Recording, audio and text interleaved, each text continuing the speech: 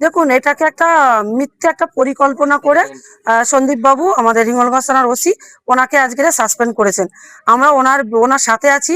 ওনার জন্য যদি আমাদের রাস্তায় লাফ দেয়, আমরা লাভবো। কেননা যে আমাদের আসাম থেকে যে মন্ত্রী এসেছিলেন, আমাদের প্রাক্তন মন্ত্রী, ওনার কাছে দাবি করেছিলেন যে ক্লাবে টাকা দেওয়ার অভিযোগ তুলেছিলেন। উনি একজন মন্ত্রী, ওনার কাছে যদি কোনো ক্লাব থেকে কোনো যুব সমাজ যদি অর্থ সাহায্য চায় ক্লাবের উন্নতির জন্য, তো অবশ্যই দেবেন।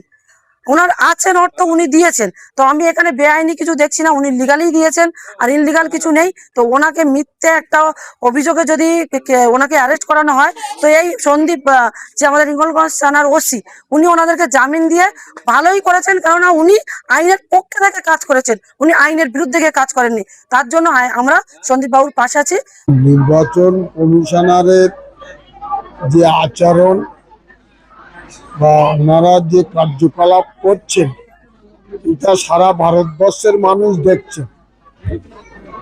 ওনাদের যে হঠকারিতা এবং স্বেচ্ছাচারিতা, সেটা কতটা গ্রাসরুট লেভেলে এসে পৌঁছালে একজন থানার দায়িত্বপ্রাপ্ত ওসিকে